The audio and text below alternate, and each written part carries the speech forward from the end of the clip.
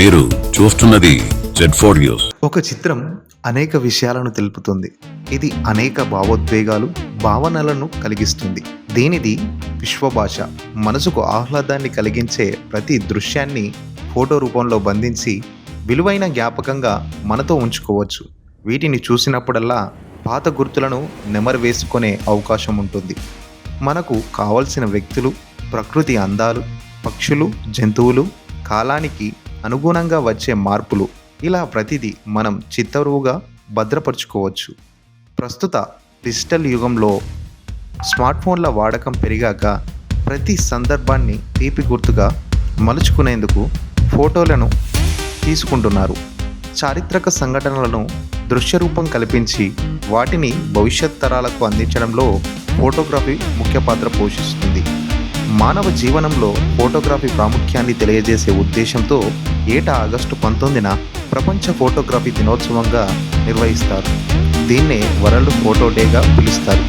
ఈ కళారూపాలకు కారణమైన ఫోటోగ్రాఫర్లను గౌరవించుకోవడంతో పాటు సమాజంలో దీన్ని ఒక కళగా వ్యాప్తి చేయడం ఈరోజు ముఖ్య ఉద్దేశం.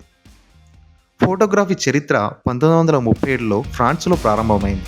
ఈ సమయంలో జోసెఫ్ లిస్ఫోర్ లిప్సే, లూయిస్ డగ్యూరే అనే శాస్త్రవేత్తలు మొదటిసారి ఫోటోగ్రాఫిక్ ప్రక్రియ లేదా డాగ్యురోటైప్ అభివృద్ధి చేశారు. 1838లో లూయిస్ డగ్యూరే తొలిసారి ఇద్దరు వ్యక్తులు ఫోటో తీశారు. 1839లో ఆగస్టు 19న ఫ్రెంచ్ ప్రభుత్వం డాగ్యురోటైప్ ప్రక్రియను అధికారికంగా ప్రకటించింది. ఫోటోలను సంగ్రహించి రక్షించే పద్ధతుల్లో ఒకటిగా ఇది పేరొందింది. ఫోటోగ్రఫీ పుట్టుకకు దీన్నే నాందిగా పేర్కొంటారు. ఈ కీలకమైన రోజును గుర్తించుకునేందుకు ఏటా ఆగస్టు 19న ప్రపంచ ఫోటోగ్రఫీ దినోత్సవంగా జరుపుకోవాలని ప్రపంచ ఫోటోగ్రఫీ సంస్థ 2009లో తీర్మానించింది. దీన్నే మొదటిసారి 2010లో నిర్వహించారు.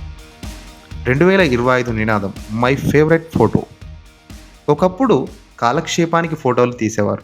సాంకేతిక అభివృద్ధి చెందడంతో కాలక్రమేణా ఫోటోగ్రఫీ ఎంతోగానో మెరుగుపడింది. ప్రస్తుతం దీన్ని ఒక కెరీర్గా ఎంచుకునే స్థాయికి ఎదిగింది. మన దేశంలోని కొన్ని ఇన్స్టిట్యూట్ ఫోటోగ్రఫీలో డిప్లొమా, యూజీ, పీజీ లెవెల్లో కోర్సులు అందిస్తున్నాయి. ఉద్యోగం లేదా ఫ్రీలాన్సింగ్ ద్వారా ఉపాధి పొందేందుకు ఇది చక్కటి కెరీర్ ప్లాట్ఫామ్లా ఉపయోగపడుతుంది. Happy world photography day.